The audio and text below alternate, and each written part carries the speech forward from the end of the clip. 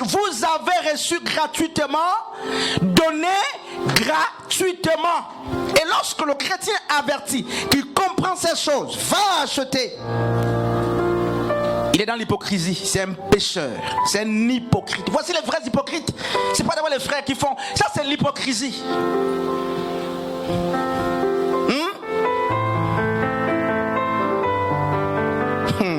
Je parle avec une soeur qui dit, mais pourquoi pasteur Christ, depuis vous priez à l'église, je ne tombe pas? C'est quoi ça?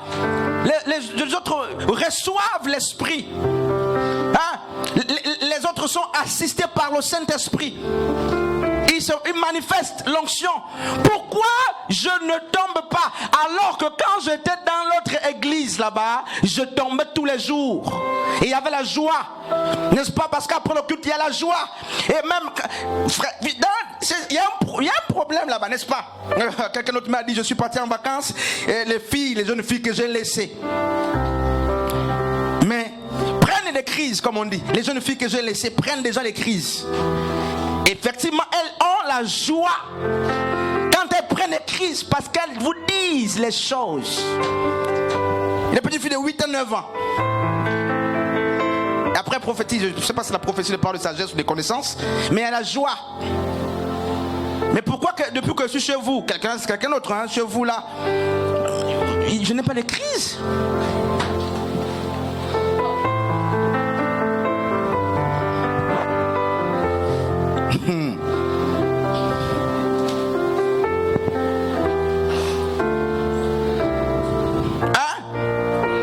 Je dis, mais va voir les anciens, ils vont t'imposer les mains, peut-être que tu vas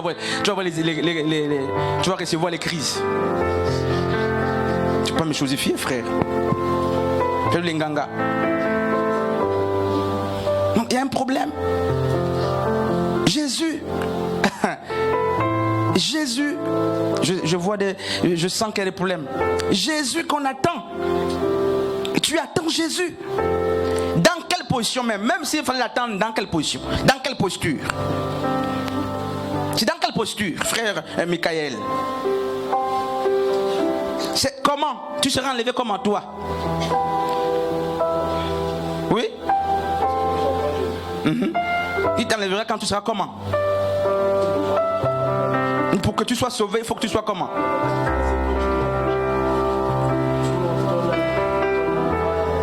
Au ciel.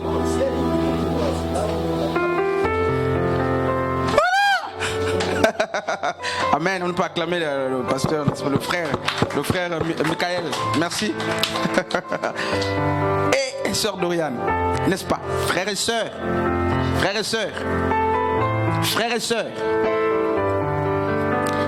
au lieu de garder ton argent pour toi et d'espérer au retour de Christ, partage ça.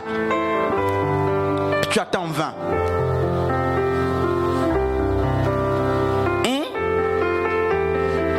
Il ne viendra pas. Il est venu. Je vois comment. Tu as vu comment la sœur me regarde maintenant là? On aurait un séminaire là, les anciens. Hommes de Dieu, femmes de Dieu. Programmez-nous un séminaire dans 2 semaines sur le retour de Christ. Les anciens peuvent rester à la fin pour en parler. Le Jésus que je crois est venu depuis longtemps. Et les preuves sont bibliques. Le Jésus que je prêche là est venu comme il a promis. Maintenant, celui que tu attends, peut-être que c'est un autre. Et les seuls moments où j'ai des problèmes, c'est lorsque j'enseigne des choses comme ça. Pas quand je me comporte comme un évangéliste, comme un pasteur. Il n'y a pas de problème. C'est quand je dis ça. Je dis bien le Jésus auquel je crois. Ça c'est personnel. Le Jésus auquel je crois, Yehoshua HaMashiach, qui ne ment jamais, a tenu à sa parole. Mais nous sommes dans une posture comme les Juifs qui n'ont pas. Déjà, le retour de Christ vous a été promis quand? Vous l'église, quand? De la même manière que vous m'avez monté, on connaît le passage de Actes. De la même manière, vous me verrez. Hein? Il a dit quoi? N'est-ce pas? Ouais. Lorsqu'on lit les Écritures, lorsque la vie et ses sœurs s'est réunie le corps, quand ils arrivent, Jésus l'a appris. Les Écritures nous disent qu'il est revenu, donc il a apparu Ok, mais ça c'est pas avant ça, parce que ça c'est avant, ça c'est après, ça c'est le jour de l'ascension qu'on fait maintenant là. Il a dit de la même manière que vous m'avez vu monter, vous me verrez aussi revenir de la même. Est-ce que c'est pas ça?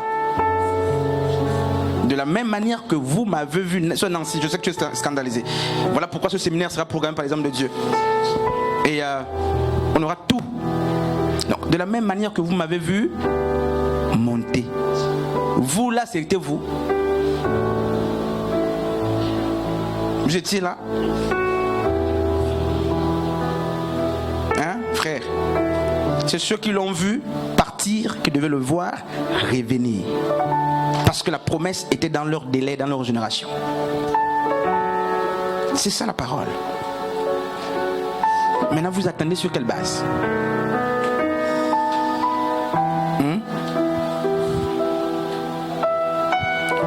Le séminaire, homme de Dieu, maman Astrid, papa Frédéric, maman Anne et tous les autres anciens, prévoyez-nous un séminaire dans 2 semaines, 3 jours, non 2 jours, vendredi, samedi.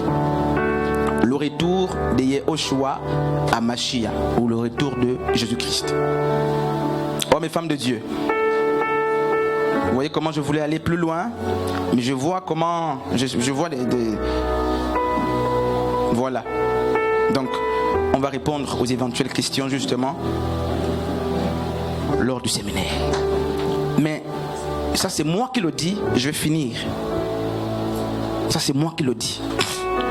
Si tu sais parler en langue, si tu sais faire la glossolalie, donc le parler en langue qui consiste dans les langues inconnues, c'est la glossolalie connue seulement par Dieu, c'est bien. Si tu sais aussi appliquer le polyglottisme, parler les langues connues par les hommes comme les apôtres ont fait là-bas, même s'il n'y a plus ça dans nos églises, la glossolalie est restée seule. Le polyglottisme a disparu. Parler les langues connues, il n'y a plus ça dans l'église. Un mensonge, il y a un problème. Il y a un problème, frère. Tout le monde berce dans la glossolalie, c'est très bien, je ne dis pas que c'est mal. C'est le seul parler en langue qui est resté dans l'église. Parce que personne ne dira que c'est faux, personne ne dira que c'est vrai, c'est un mystère. Mais le jour de la Pentecôte, ce n'était pas la glossolalie, frère, homme de Dieu, c'était le polyglottisme, les langues connues. Connues. Il n'y a plus ça. Donc si tu sais parler en langue, que ce soit le polyglottisme ou la glossolalie, c'est bien. Prophétiser, tu prophétises, c'est bien. Tu imposes les mains, ils sont guéris, c'est bien. Mais je t'assure que si ta foi est folle, toutes ces choses sont vaines. Vous avez basé la foi sur quoi? Vous attendez quoi? On attend quoi? Vous attendez quoi? Le mensonge. Et là, je sens que là, on m'insulte dans le cœur, mais je sens ça, on murmure, je sens. Il n'y a pas de problème, frère. Mais le problème est que je ne cesserai pas de dire ce que Dieu m'a montré dans une vision. Je ne cesserai pas de le dire parce que les gens ne sont pas d'accord. Non, frère. Et il ne s'est pas arrêté à me le montrer. Il m'a convaincu par la Bible. J'ai prêché ces choses hier. Et ceux qui me connaissent m'ont connu. Et on a entretenu des grandes personnes qui ont des masters, des licences, des BTS, des bacs dans le mensonge. Et ils sont toujours habillés pour aller écouter le mensonge. Il vient toujours un pasteur avec la cravate, la veste comme moi là, bien, en train de mentir au peuple. Si tu ne fais, tu ne seras pas enlevé. Tu ne seras pas enlevé, mon fils, ma fille. Et chaque jour, nous allons prendre ce séminaire-là pour te montrer que chaque jour que tu allais écouter ça, soit le frère qui prêchait était dans l'ignorance, soit c'est une raison de Satan, soit il y a un problème. Chaque jour, tu pars pour écouter. Ben, répentez-vous parce que vous ne serez pas enlevés. Répentez-vous parce que Jésus revient et ceux qui ne seront pas trouvés dignes, c'est même ça l'expression, vont rester. Et peu puisque les autres partiront, Dieu va leur donner une seconde chance. Alors c'est ce que beaucoup de pasteurs prêchent. Ils auront une seconde chance pour se convertir. Et après, Jésus va descendre avec les autres qui seront déjà au ciel pour les trouver. Ils ont fait des bébés partout là. Les bébés ne sont pas convertis. Je ne sais pas comment leurs bébés vont aussi changer de corps pour avoir des corps glorieux. Mais c'est quand même paradoxal, puisqu'on va monter avec le corps incorruptible. Mais quand vous revenez combattre là avec les vivants, puisqu'on parle de la guerre de l'Armageddon, vous venez combattre avec quel corps? Et quand vous combattez là, ceux que vous avez restés qui vont se convertir, ils auront quel corps quand on reviendra du ciel? Nous, ceux qui vont aller là, ils auront quel corps? Vous aurez quel corps? C'est pourquoi ne fréquentez, frères et sœurs, pas pour te décourager, c'est pour à un moment donné, sauver votre âme. L'âme est sauvée par la connaissance de la vérité. C'est pas parce que tu donnes les dîmes, les offrandes, oui ça c'est bien, mais l'âme est sauvée parce qu'elle est affranchie par la vérité. Nous passons des moments en train d'écouter. On est déformés.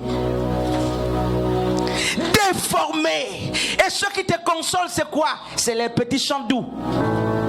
C'est pas la parole. Ce qui te console c'est les petits chants doux, les petits cantiques doux et les prédications qui blessent ou qui font peur.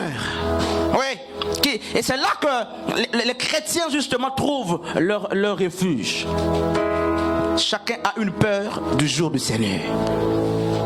Chacun a une certaine peur du jour du Seigneur. Je ne crois pas à ce que Christ revienne. Pour moi, il est revenu et je vais le prouver, même si je vais détailler ce que Dieu m'a montré. Amen. Frères et sœurs, je vais finir. Sur quoi as-tu basé ton espérance? Ta foi là. Quand tu dis tu as la foi, c'est la foi en quoi? Je vais travailler avec le frère Michael. Je vais terminer. Tu vas répondre au nom de l'église. Quand Paul disait qu'il a foi là, et toi quand tu dis tu as foi, c'est quelle foi? C'est que tu parles de quoi? Parce que quand un lion poursuit un autre là, une autre bête pour bouffer, il y a une espérance dans le lion. L'aigle quitte sa demeure et l'aigle descend justement parce qu'il y a une proie et l'aigle a aussi une espérance. Maintenant, toi ta foi, c'est la foi en quoi? Elle est basée sur quoi? Sur des réunions de prière, de charisme? Il n'y a aucun charisme. Frère, ça c'est la mort. Ta foi est basée sur quoi? Sur le fait que tu réussiras un jour. C'est ça, frère. Je vais te donner la parole. Tu vas parler au nom de l'église, je vais finir. J'ai foi, pasteur Christ. Frère, j'ai foi. Tu parles de quoi? C'est quoi la foi? Tu as quelle foi? Tu espères en quoi? Je sais qu'il y a déjà Hébreux 11 dans l'esprit. Tu as foi en quoi? Frère Michael, tu vas répondre au nom de toute l'église. C'est quoi quand on dit j'ai foi? Foi, c'est quoi la foi? Tu vas répondre. Bon, la foi est une ferme assurance des choses qu'on espère, une démonstration des choses qu'on ne voit pas. Oui, je sais que je disais qu'Hébreux 11 a déjà sifflé dans l'esprit. Oui. Maintenant, moi je base personnellement. Les choses qu'on espère. Des choses qu'on espère. Et la démonstration de celles qu'on ne voit pas. Des choses qu'on ne voit pas. Donc notre foi, elle est basée sur. Des choses qu'on espère. Non, sur notre âme, on doit sauver. On espère que notre âme soit sauvée. C'est ça là, le texte est là. Donne-moi un peu le micro à maman Viviane. Allô français, l'anglais. Quelqu'un peut nous traduire ça en anglais là pour qu'elle comprenne? Pas Frédéric. Sur quoi est basée ta foi en anglais? Five. Fight, ouais, c'est ça, la foi. Non, pas la bagarre, laisse, donc là ça va. Ça va, sinon on va aller dans la bagarre.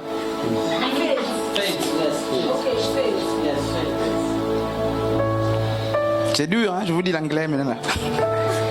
Alors frères et sœurs, je vais finir. Regarde. Lorsque tu t'es converti, ça, je crois que ils vont nous organiser le séminaire. Dans 2 semaines, on aura un séminaire sur le retour de Christ. Mythe ou réalité, on va en parler. Lorsque tu t'es converti, maman t'a mis au monde et papa et maman t'ont mis au monde. Tu étais neutre comme une table rasa, une ardoise vide. L'école t'a rempli. On t'a rempli de philosophie, mathématiques, sociologie, tout ça. Comptabilité, management, tout ça, biologie, tu es rempli. Et quand tu arrives à l'église, on t'a aussi imbibé là, on t'a rempli. Regarde. Tu ne remarques pas que tu n'existes même plus? À quel niveau tu vis même? Tu parles de ce qu'on t'a appris. Tu dis ce que tu as écouté. Toi-même, tu es où? Il y a des gens qui n'ont plus d'existence. Ils sont morts quand bien même ils vivent. Pourquoi? Leur personnalité a disparu. Maman Sandrine, l'école t'a rempli, l'église t'a rempli. On a écrit sur toi qui était hier une ardoise vide. Maintenant, quand on te dit parle là, tu parles soit l'école, soit l'église, soit la tradition pour d'autres qui sont dans la tradition. Toi-même, tu es où? Toi, tu es où? Il n'y a plus d'existence. Même te faire ta propre opinion, c'est impossible. Tu penseras, tu deviens comme une seconde source. Ce que tu penses là, ça pense. Tu n'existes plus. Et quand tu vois des gens là comme ça, Pasteur Frédéric, et nous sommes vantards. On est vantards alors qu'on n'existe plus. Effacé. Tu n'as aucune existence. Tu es habillé là. Mais tu habilles quoi? C'est quelqu'un d'autre que tu es en train d'habiller là. Quelqu'un de l'école, quelqu'un de l'église. Mais en fait, une personnalité que l'église a forgée, formée. Toi-même, tu n'existes plus. C'est pourquoi quand tu veux te dire qu'est-ce que tu penses de ça, tu diras soit ce que tu as entendu, soit ce que tu as vu. Mais toi-même, tu dis quoi? Il n'y a plus. Il n'y a plus rien. C'est pourquoi ici, même quand on enseigne, chacun parle. Parce qu'on veut que tu parles, que tu t'exprimes.